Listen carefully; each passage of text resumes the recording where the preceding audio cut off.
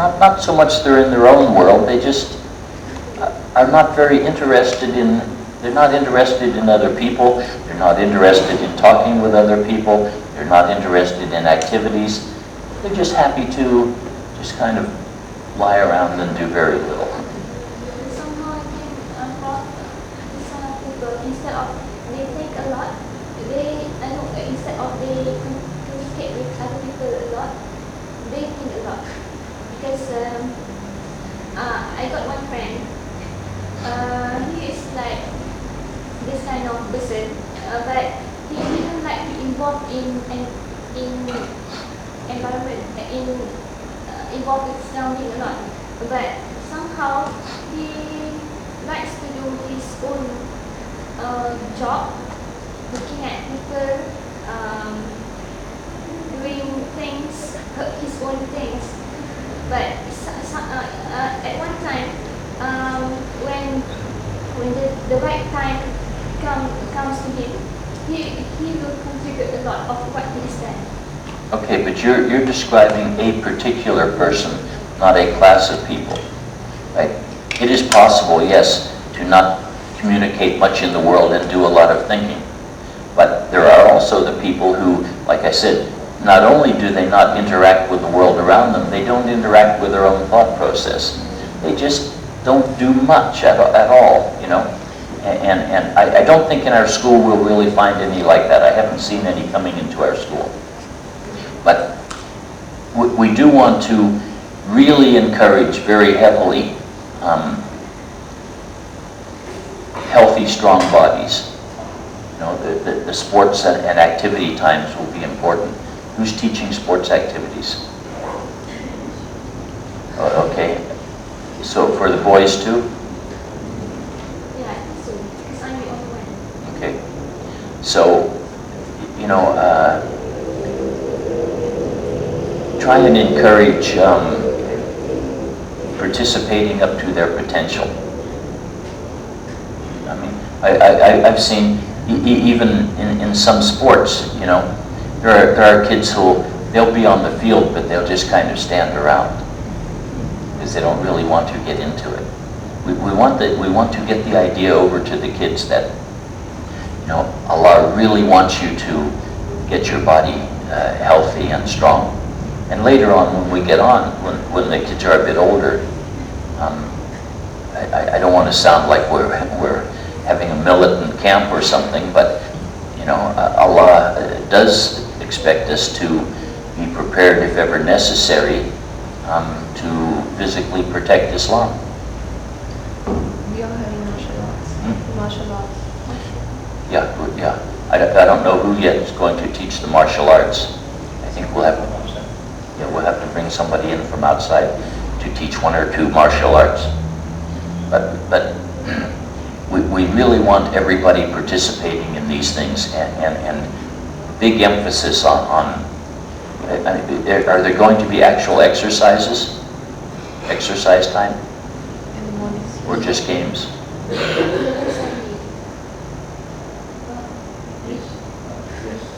It's a short line. Will be about 45 minutes. Will the boys and girls be separate or together with the exercise? They will be separated, but doing the same exercise.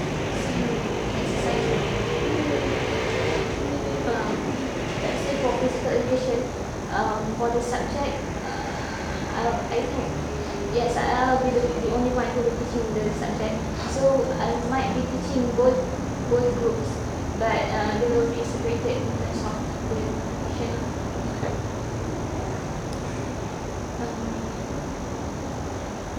But really get a lot out of them. I mean, you know, and get them to feel good about exercising and getting strong. And also, in everything we do, you see, we want to use this concept of the self-fulfilling prophecy. You know, you say to them, you know, after a year or 2 of exercising like this, you're going to feel really strong and healthy. So they have that expectation that that's what they are working toward. Yes, just now we were talking about technical people. as far as I'm concerned, this kind of from one book I read, there will be this will we have something to do with personality of people. So what I mean is that pragmatic kind of people, they are just like they don't talk much, but they are in their world.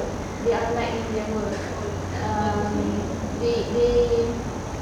They don't deal with people so much. But what has been said in the book, a good leader might come from this kind of people, this group of people, with combination of choleric kind of people. Do you agree that? No. I think there have, in history, been very few phlegmatic leaders. Basically, leaders should be active people. Yeah, they can be active, but in terms of their mind setting, they don't, how to say, people used to say this kind of people is like a peacemaker. When things happen, they don't feel like terrible. You understand? Yeah. You're actually referring to some very old ideas in psychology that are probably not taught much anymore in most of the world. It has to do with what's called somatotypes, considering that there are, because of body shape or personality, there are certain styles that people are. But it is also not yet deniable that this kind of people should be competed with other personality like sanguine and also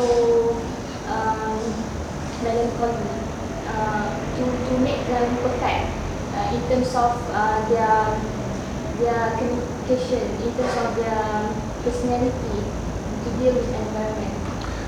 Okay, let's not consider those kind of things for the kids. Really, that is very out of date knowledge in psychology and is not used anymore. What we really need to generally think of is, with all of the kids, there's going to be a wide variation. Remember, we talked about the normal curve, okay? With 45 kids, this means, what's 2/3 of 45? 30. 30 of the kids will be within what's called one standard deviation, or they'll be pretty much with the same, which leaves 15. 7 which will be on the low end of various things, and 7 which will be on the high end of various things. And no matter where they are, we don't want to force people to have everyone the same, but we would like to at whatever level they are at, for everyone to develop a fairly well-rounded personality. You know, we don't want them to get stuck in one area. So we want them to be, you know, to know how to be friendly, how to communicate. This doesn't mean everyone has to be as friendly as everyone else and everyone has to communicate a certain number of times with other people. Some will communicate more or less. But we want everyone to feel comfortable communicating, and when they communicate, we want them to be seen as friendly. We want them to be involved in activity type things such as sports, but you know, some kids like it more than others, and we don't want to say to everybody, everyone has to like sport and participate at exactly the same level. But we want everyone to have a good level, a good try at it. So you are saying that this kind of thing is useful, but somehow it may not be appropriate for kids. I'm not saying they're useful at all. To be honest, I think those are not very useful concepts. It's part of the history of psychology that has largely been discounted. it's a very out of date. From the words you used, I know exactly what you have learned. The sanguine and phlegmatic, and there was another one you used. These are ideas really from the, let's say, 1930s and 40s that are really not taught. They are taught now as part of the history of psychology. They are not taught as psychology. And it has to, it's very much like, the very worst of it is what's called phrenology. Phrenology is the study of the bumps on the head, that everyone has different shaped head, right? So by feeling the shape of the head, you can tell things about people's personality. That is taking it to its worst extreme. It used to be thought that people were fixed in certain groups because of certain characteristics, such as they were phlegmatic or sanguine or hyperactive or very active or all sorts of things. And it's now seen that people are more global than that. And it's not considered helpful to consider people to be in those groups by names. Yeah, that might be in terms of a psychological knowledge. I've never learned it before, but since I read the book, I think it gave me some views or ideas of how people could be in this world. Do you remember the name of the book? Personality class. Because from my point of view, for those who do not learn psychology at all, they might not know all those kind of things. But somehow when I read the book, I just got some ideas on how people could be and how to deal with this kind of people. Because somehow in ourselves we don't have all kinds of personalities, but to fix or deal with lots of people, we have to have a general knowledge about this. Do you agree with that? Yeah. So apparently when you read this particular knowledge, it sort of clicked with the way you already thought things might be, and that knowledge had meaning to you. And that's fine. But we don't want to get involved in putting the kids in those kind of classes. But if you feel you know some things about the kids from that, and it helps you subjectively to widen the children's horizons and help them have a broad personality opportunities, and that's very good. Is it written by Jennifer or something? Lady personality class.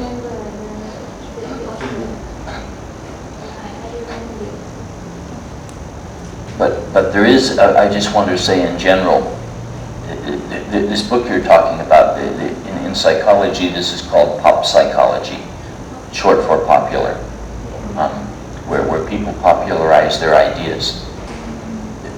The thing wrong with this is, it is their ideas. These are not actual facts. It is somebody's way of looking at things. But often, they write it as if this is the way the world really is. And then people read it and think this is the way the world really is. So that's really what I'm cautioning against. That is not actually the way the world is. That's one way of seeing things. And if you can use it in a helpful manner, then that is fine. It's like you say, people believe in something, then there is science. They try to expect whatever thing the science says according to their belief. It's the way you always say it. They believe something, they belong to a certain group, then they read science. They try to conform everything what they believe to them. Instead of reading science in this entirety. Somebody not too long ago from Perkim brought a new convert here, and they said this person had lots and lots of questions about Islam. So they brought them here for me to talk to, because they thought maybe I can answer a lot of those type of questions that new converts might want to ask. And But this particular person was already for many years involved in not a sect, but a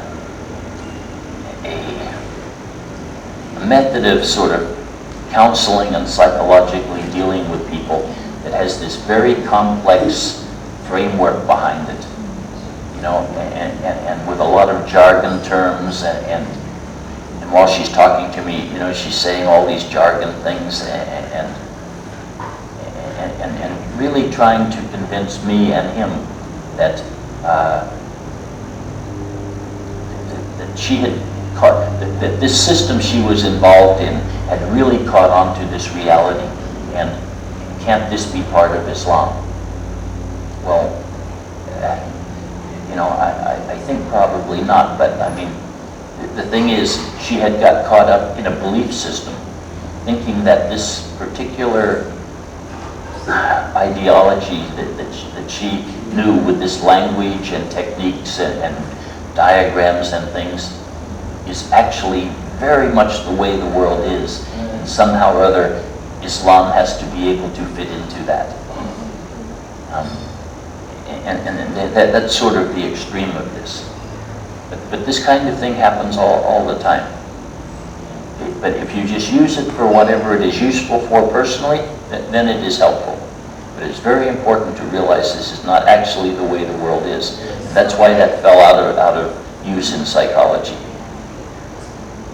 Because there was no data to say that's the way really people fall into these groups. You can look at people as falling into those groups, and that can help you, but people don't really fall into those groups. I think they study the shape of the map of the world. They said they belong to this kind of people belong to this area. They should behave like that. And the other part of the world, they belong to like that. Anything above the equator, they are kind of person. We belong to the lower equator, we belong to that. I think they study the shape of the world, and then the maps and everything, then the various planets. They try to group and put the shapes and say, this conform to what we believe. And they thought that one is the Islamic belief. And we say, it's never true. Yeah. It was never true. So this kind of thing will happen a lot. So anyway, through our year, although I mean the training's just getting underway, I'm not going to do all that much more training with you, but I will periodically be involved. But we really would like all of you to learn all of it quite well. So if you don't know it quite well yet, then learn some more of it as time goes on, and keep progressing yourselves. Remember that the continuous improvement plan is for everyone also. We've already talked about how to implement the PSI, and you've dealt with who will teach what, and when we've talked a lot about what needs to be said to the children and when.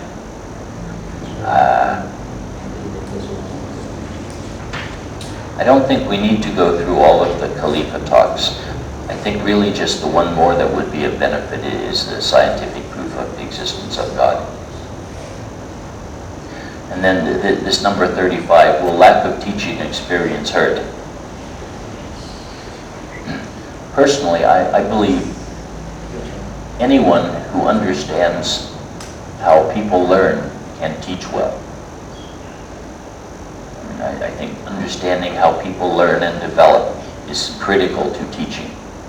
And many teachers have very little idea how people learn or develop. What they have been taught is methods and techniques of actually teaching. And so they go and they do those techniques and feel like they are doing a good job teaching. And I don't feel that is often a good job teaching. So in a way, not having too much experience can even be beneficial, particularly in that you are starting with young children. It is much easier to teach young children in that you will already have the general knowledge that you need to teach them. I mean, you know, if you were teaching like to secondary students, it might be difficult to come in without much teaching experience. But with young children, It's just a way of learning how to impart the knowledge to them. So I don't think that will be difficulty at all. But you did notice yesterday Sister Hafsa noticed herself that the fact that she is older and has had quite a bit of experience, she feels that might stand in her way a bit in being able to understand and actually do all of these things. So for those of you who haven't done much teaching, then you just start, and this seems like the natural way. If you already came with a whole lot of teaching experience, you might have to unlearn and undo some things and then to do it differently, which would be more difficult. And you know, from getting to know you just a little bit so far, some of you I know quite well from before, but for everyone, I have a feeling that we're going to have a really sort of what you would call strong teaching staff. I think everybody's different ways and abilities and things are going to merge well with the children. I think we're going to have a really good time, and my expectation is everybody will do well. I guess I could put it like this.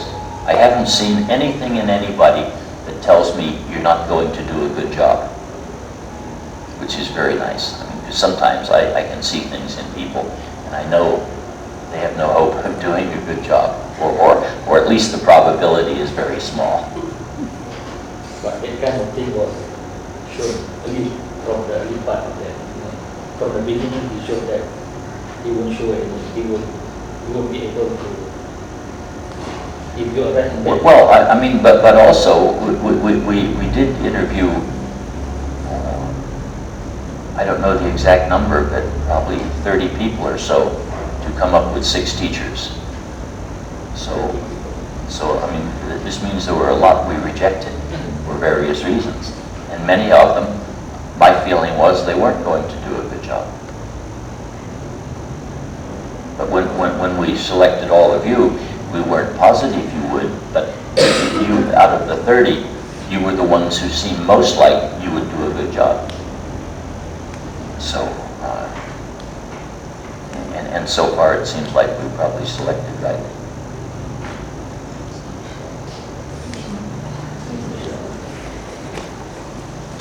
So you've worked on class schedule. Just so I can know what kind of sports activities are planned. As I said, there will be some sort of like not heavy activity for exercises.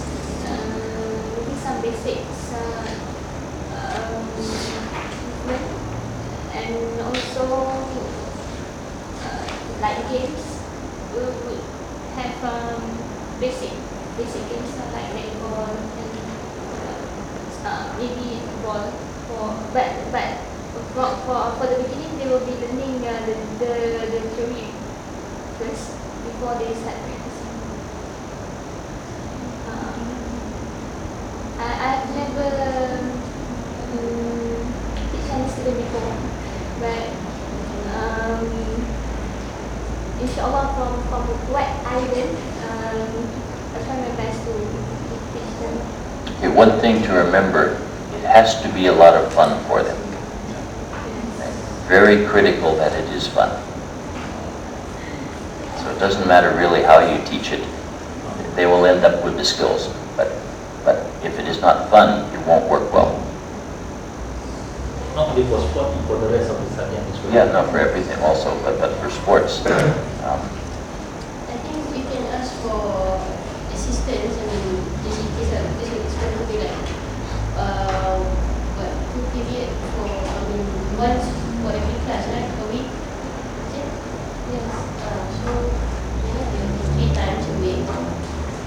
Do the children are going to have some free playtime? During the After lunch. After lunch. For recess, they will have 2 hours, right? For lunch and green time. Surely they're not getting 2 hours.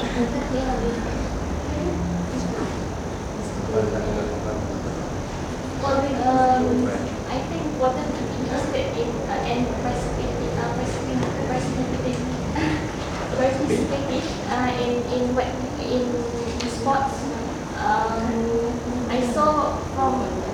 from the school days, students would like to have times for them to try instead of we teach them only.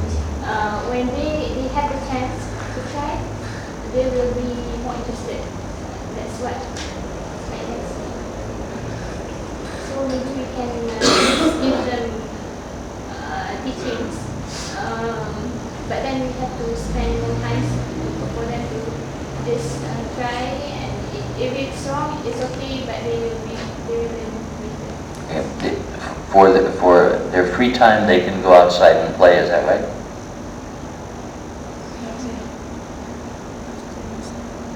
So we need to have some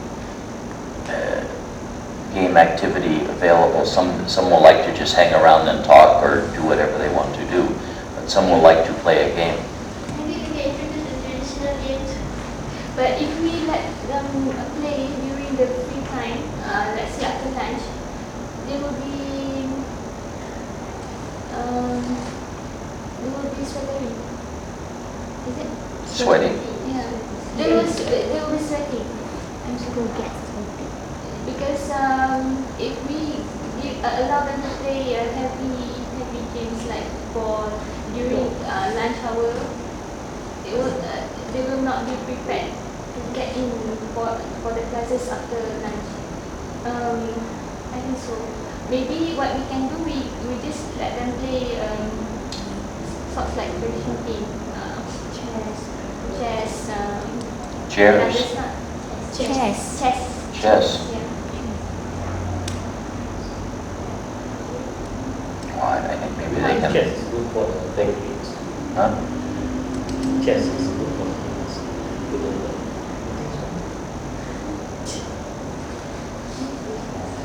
I have some resolution on chess, that's why. Yeah.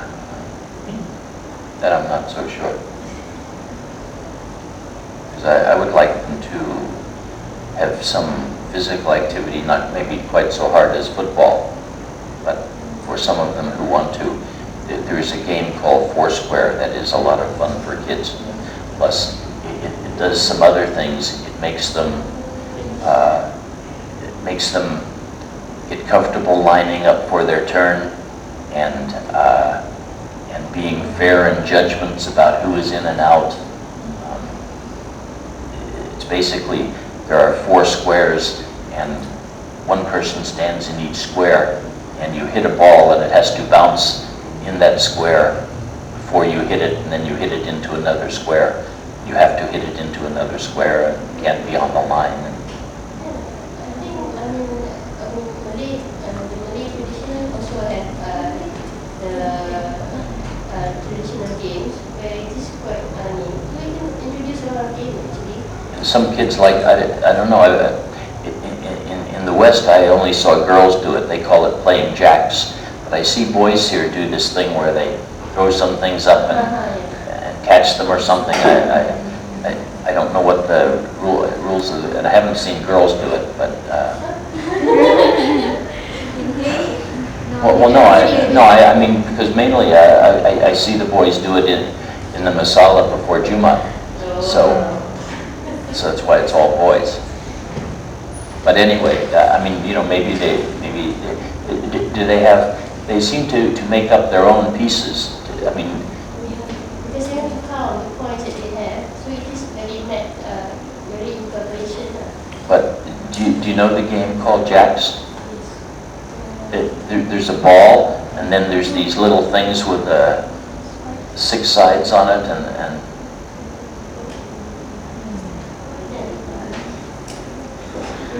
anyway, whatever they use. I mean, you know, we can have those kind of things available too. Some can play that. Some can play more active games. If some want to play chess, that is fine also.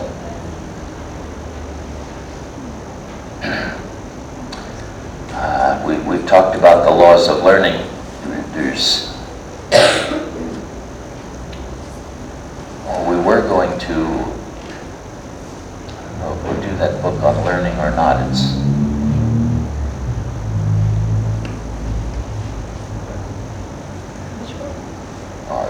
volume 3 of the Unified Theory. really nice. It'd be really nice if you could do it with your teachers. Maybe we can use instead of that volume 3, you got to read, you can use that book Jasmine. Well, that tells you how to do the things, doesn't tell you what the laws are. We'll have to, when Shomi is here, we'll have to have a discussion on how much time we need for different things. If we have time, I've written a book on the laws of learning, which is extremely complete. As far as I know, there is not a more complete book in a practical sense on the laws of learning than that one. We'll have to talk about whether or not we have time to go through that book. Okay, we'll jump up to number 42, things for children to do at home. One of the things we need to do to make the program in the school more successful is to give the children tactics to deal with, we talked about this in another sense before, how to deal with people who will, to deal with the world outside the school. But also, we would like the children to start out fairly quickly being good influences on others. So the children they play with are have somewhat the same kind of way of thinking that these kids do. So we want to talk to them sometimes about maybe things they can say to their brothers and sisters, and things that they can say to their friends, and maybe that they can say to their parents, that will be to make their total environment involved around sort of the Khalifa type of lifestyle. So I can't tell you just now what kind of things to say. I mean, but we have to have a plan that we will be giving periodically the kids ideas, and every once in a while we will actually send a page or something of information home with the kids with suggestions for the teachers, for the parents. And one of them I definitely want to send home is the one on that TV plan that I talked about. And then when we see what other kind of things commonly come up, right? When we see, if we see that like half of the kids, there is something going on in their life that may not be helpful to the way we are teaching them, right? So then we would make up a plan and send it to everybody as a suggestion. So you want to look for those kind of things the children can be told that they can give to others, that they associate with friends and relatives and parents and brothers and sisters. And we should be saying to all of them, if you have brothers and sisters, they don't get the opportunity to come here yet, but you should tell them some of the things that you are learning so it can help them too. So we've already talked about the TV plan. On homework and tutoring, we've sort of talked about that, but just to say real specifically, it is my hope none of the children are going to need tutoring. And actually that's a controversy going on in the country at the moment in education, to tutor or not tutor. Tutor. That is tutor happen to be the teachers from the school. That school teacher will come and give tuition over here. This school teacher will give tuition over there. So teachers are giving tuition at some other places. The question is, why can't they be better teaching in the class? Like I said, I had never heard about tutoring really till I came to this part of the world. In the Western countries I've been in,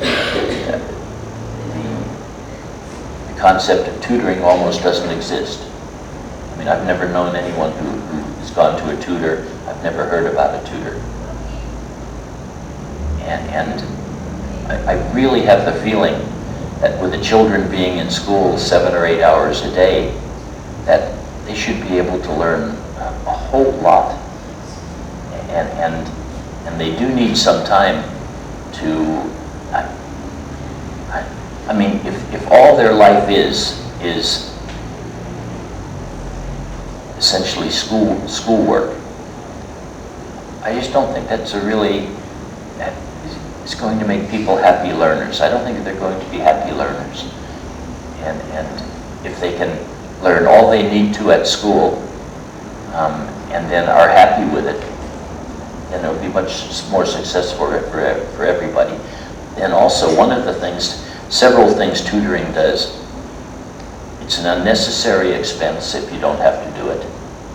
Also, it takes away from the possible time that parents can spend with their kids, because tutoring is evening time, and parents don't get enough time with their children anyway. So, by the way, one of the things we will want to send home to the parents is an encouragement to spend more time with your children. And I'll talk to you a little bit about, maybe I can talk to you also a little bit about imprinting. So in a minute I'll talk about imprinting. But just on this tutoring, so if there are some things you as teachers need to give them as homework, that is okay, but try to keep the homework, the obligatory homework, to a minimum. But we also want to offer the children an opportunity, so we want to have extra homework available for them if they want to do it, so they can move along faster. So there will be two kinds of homework. Obligatory homework, which we want to keep to a minimum, and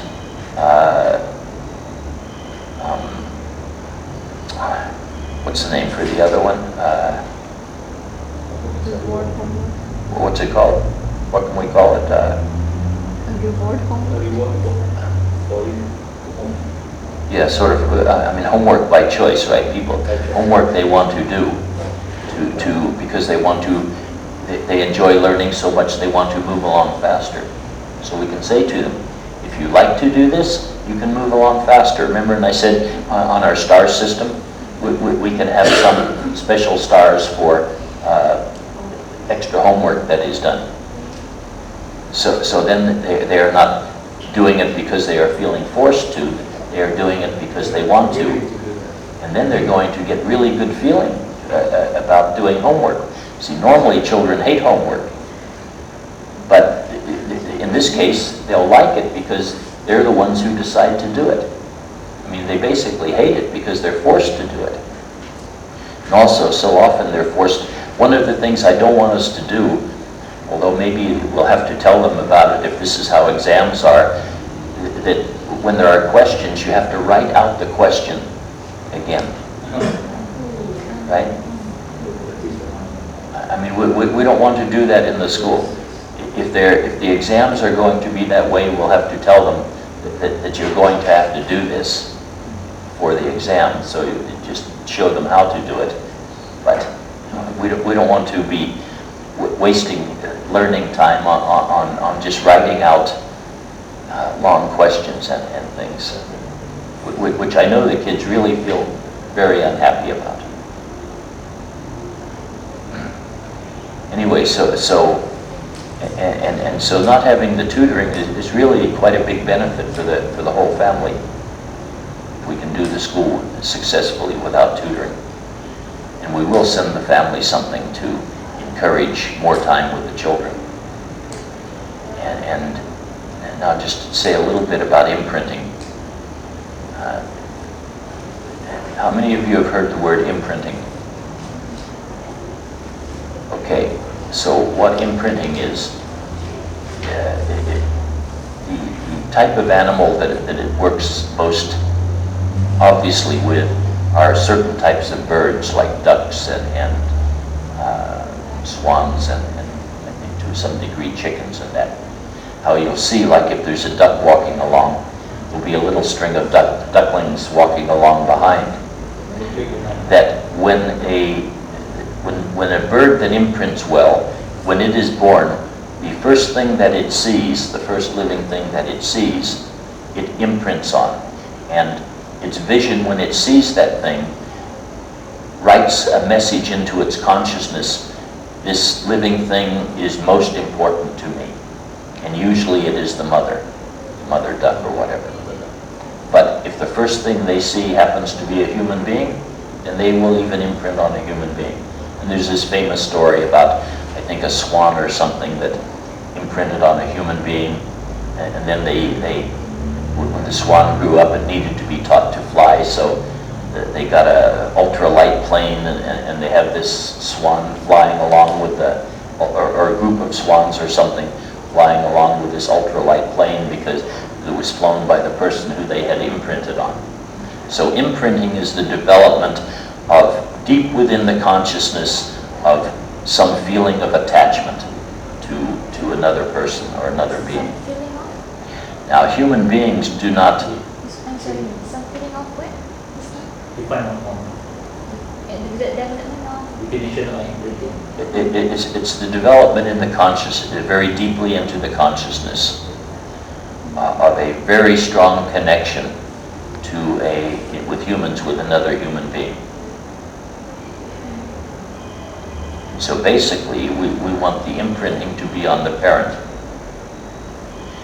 And what happens is this, both with the birds and with the humans, whoever you imprint on becomes a very, very important person in your life. And just like the little ducklings follow around the big mother duck, because she is important, so wherever she goes, they know it is important to go. So they follow her direction. The same thing is true with parents.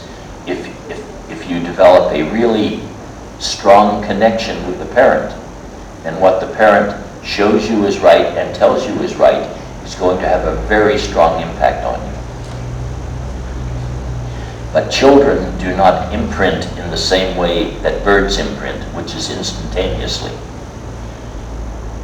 There is a little bit of actual imprinting that goes on physically with human beings.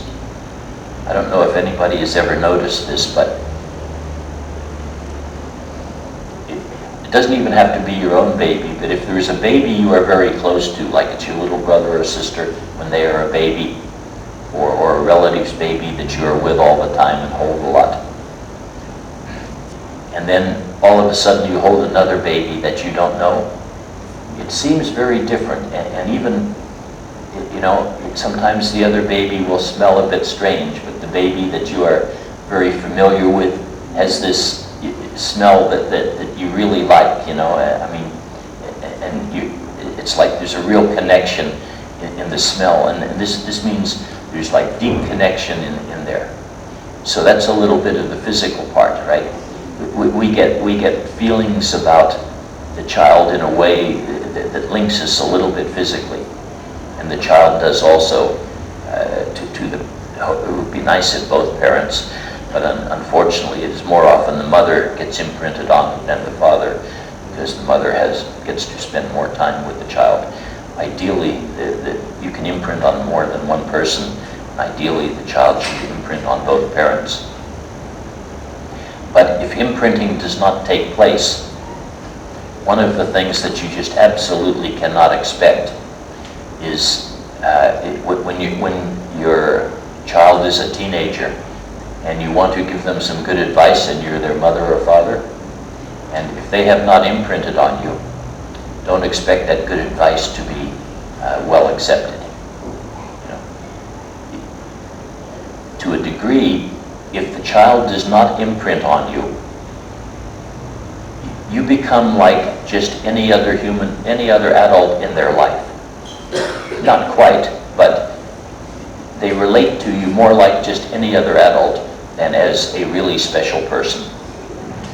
And one of the problems is sometimes as teenagers, they would even listen to other people more than the parent if they haven't imprinted on you, because the parent, because of the closeness of the relationship, can get to be seen as like a real handicap to all the things you want to do. Here's somebody who's always standing in my way. Most other adults, they feel the same toward the parent as the other adults, but the other adults who are more or less strangers, they don't stand in your way. But the parent, who you don't have many feelings toward, is somebody who is standing in your way. And that's the cause of many really bad relationships between teenagers and parents, because they did not develop an imprinting when they were young. Now, this imprinting, one of the things it takes is a whole lot of time together.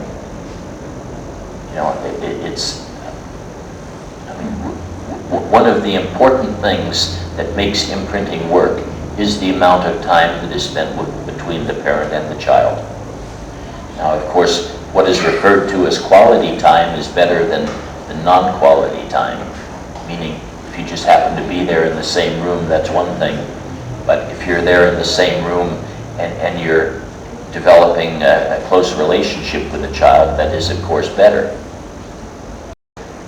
But to give an idea how this works, you can tell by the time a child, and how long does it take for a child to imprint?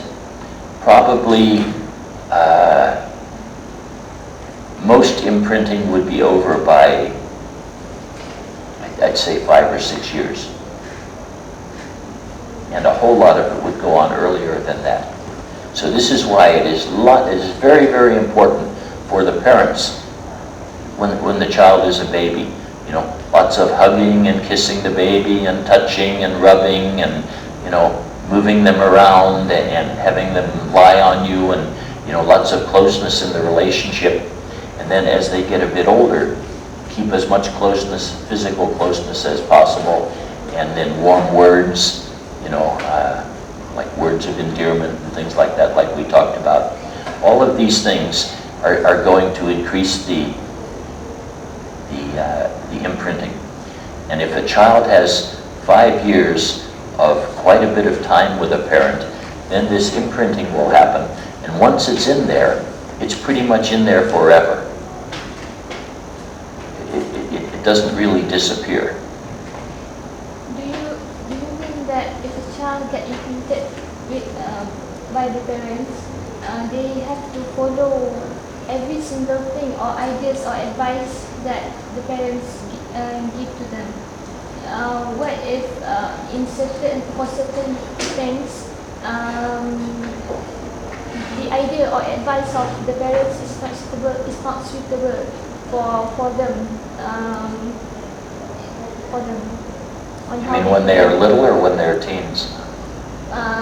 When they get older. Yeah, no, it doesn't mean you'll just follow any advice at all, but they are certainly more likely to listen to good advice. Often parents want to give teenagers good advice, but the teenager doesn't want to listen. You see, and there is not the social obligation to listen if imprinting has not occurred. Imprinting later in life means a social obligation to that person. But you don't feel it as a social obligation. It's more deep than that in your consciousness. That what that person says to you has more meaning. It doesn't mean you'll just do anything they say. But what they say to you will have a lot more meaning. And you will feel a real guarantee that what this person is saying to you is likely to be in your best interest. It's a sincere person. It's coming from a sincere person. Well, it's coming from somebody who you have had that deepness of relationship with that got burned deep into the consciousness. So whatever they say to you has association with those very deep levels of consciousness. I think the best example would be the foster parent, right? Because although child has the biological mom, but then still foster parents have more impact on the child. Well, particularly if you have a foster parent who got the child as a little baby, from the child's point of view, there's no difference. See, so the biological connection is not really the thing that does the imprinting. It's the relationship. So, I mean, it's very obviously it's the relationship that causes the imprinting. Like I say, it does require a certain amount of time. Unfortunately, because a lot of the talks on parenting I give are to sort of very middle-class families where both mother and father have kind of a relatively high-level job and are very committed to their work and maybe not so committed to their children. One mother even said, well, but isn't there some way to get that relationship without spending the time? Well, well, there are some things you just can't get. And one of the realities is there are probably quite a few children in Malaysia who are imprinting more on their Indonesian maid than they are on their parent. But the maid is going to leave their life, and the maid, no matter how nice the maid is not going to have as much responsibility for the child later in life. So nowadays, if you meet somebody and their maid is leaving for holidays or she's going away, you would find people saying, oh, I'm stressed out because my maid is leaving. Why? Because, oh, it's for my children. and some kids, when the maid goes away on holiday, it's a real sort of trauma time for the kids. Oh, now I'm stuck with the parents. So, I mean, obviously you don't want that to happen. So I say to these people, I say, look, I know you both got important jobs. You need the money to sustain the lifestyle, but the reality is you're giving something up. So you have to find some way to give your children that amount of time. And you can't make up for time by saying, oh yes, but I only give them a little bit of time, but it's real quality time. Yes, quality time is better than non-quality time, but to some degree, just time is necessary. Sometimes people define quality time as, oh, children were happy. Children were happy, yeah, we were walking around in the mall. They were happy, they didn't throw a tantrum, they didn't cry, so yeah, it was a good... Or yeah, quality time is often defined as, oh, I took my children for a fun activity. What I consider quality time is the development of closeness in the relationship. And if you want your children to communicate with you when they are teenagers, which is hard, you have to get them to communicate well with you when they are little. Please don't anyone ever expect, if you don't communicate lots and lots with your little children, don't expect them to communicate with you much when they're teens. It just isn't going to happen. Let's say a small baby get imprinted to his mother, and when he gets older and he grows up, there will be a time that he has his own stand and point of view for certain things he does. But then, so what I would like to ask here, is there any possibility for him not to listen to his mother, even though he gets imprinted to his mother from his childhood? See, just because of the way that imprinting goes very deep into consciousness, it would be hard not to give at least a lot of weight to what the mother says. It doesn't mean he'll do what the mother says, but he will give it very good consideration. What she says to him will have a lot of meaning, whether he eventually does it or not. But there have been experiments done, and you can actually tell with a child who is, say, 7 or 8 years old, whether they have imprinted on the parent or not. The way you do the experiment is you have a room, maybe a room about this length, right? And you have the parent and the counselor or psychologist or experimenter, whatever you want to call them, sitting down on one end. And down on the other end of the room, you have some toys. So the parent and the child come in, and the parent says to the child, okay, look, you sit over there and play with the toys, I'm going to sit over here and talk to this person. Now, while they are separated by what, 30 30, 10 meters or however much it is. If the child has imprinted on the parent, as you observe the child, you will see probably once a minute or so, the child will just glance over to see if the mother is still there. A child who is not imprinted, they will not even glance over usually one time. They're just uninterested in what's going on. They're just interested in playing with the toys. Because that person who is their mother or their father has not become an important person in their life. And so they are just like any other person. And you don't check on other people, so you don't check on your parent. But if the child is imprinted, then they feel more comfortable when the parent is around. They are happier and more secure when the parent is around. Believe this imprinting shouldn't be based on the feeling. It shouldn't be based on the feeling of the child who feels scared of the mother, but it should be sincerely. Oh no, the child's not scared of the mother at all. The child is very happy with the mother, or hopefully the father too, right? I mean, but just because of the nature of mothers and fathers, basically, even spending the same amount of time, usually children will imprint on the mother more than the father because of the kind of relationship. Anyway, this is why a certain amount of time is important, and if we don't have tuition, this can offer the parents a bit more opportunity of time with their kids.